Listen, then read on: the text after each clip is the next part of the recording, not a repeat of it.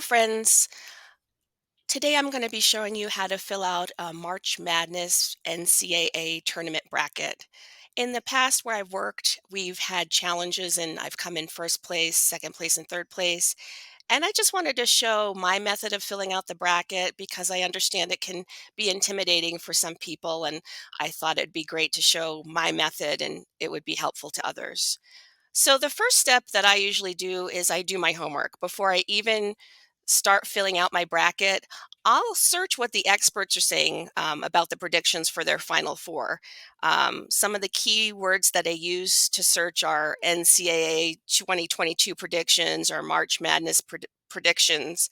And after reading what some of the experts are saying, I'll go ahead and make my choices for the Final Four. Now, when you pull up the bracket, it's blank. There's nothing filled in. You have the teams on either side of the screen that have made it to the tournament.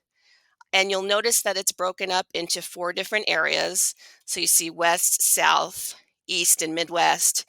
And when you develop your final four uh, choices, one needs to come from each of these areas. And this will make more sense as we go along.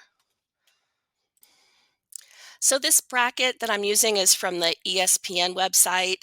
There are several sites that do this type of contest, but they pretty much work all the same. So this should make sense regardless of which website you're using.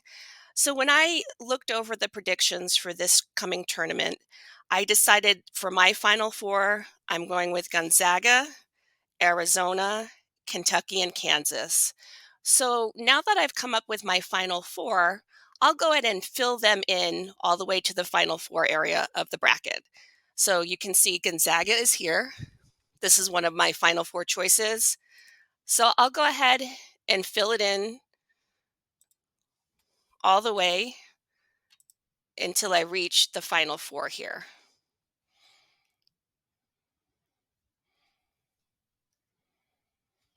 So now you see it's in the Final Four. And we'll do the same with Arizona, Kentucky, and Kansas. So here I go with Arizona.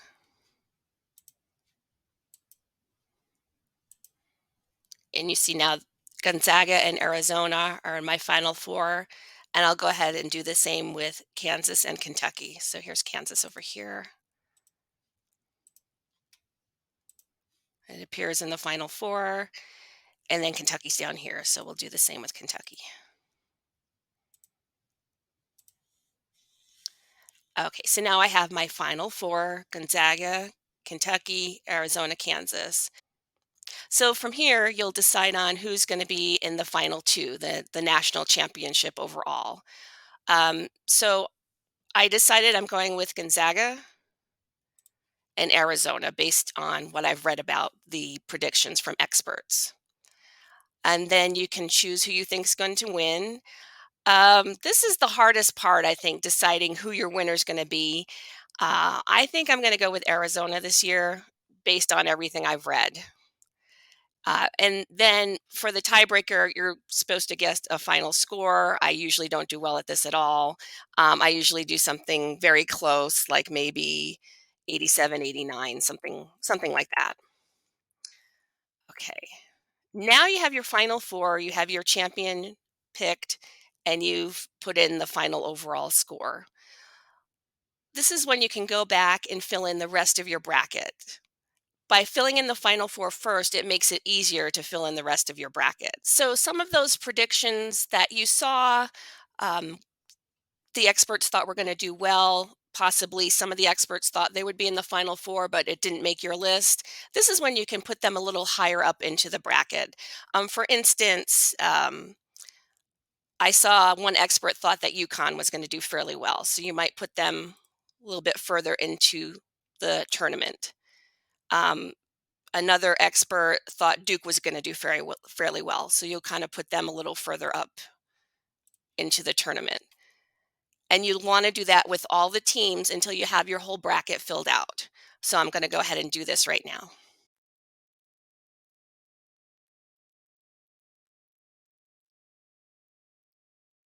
Okay, so now that you have your bracket entirely filled out, every space that is needed to be filled in the submit picks button will appear. So if you're happy with your bracket, you can go ahead and submit picks. If not, if you wanted to go back and make some changes, you're welcome to do that. You can change it up until the tournament actually starts, even after you've submitted picks. So that's a good thing to know as well. So before I submit, I usually just double check, are the final four that I chose, do I have them in correctly? Do I have the winner correctly? And do I have my score? Yes, so I'm gonna just check the 2 boxes to enter the contest and then submit my picks. And then it asks you to fill in your name, address for the contest. So I usually do that. Good luck to you if you're doing this for a contest at work. It's a lot of fun once the tournament starts and you get to see your bracket, how many points you're getting each round. So good luck once again, and I hope you have a great day and enjoy the tournament.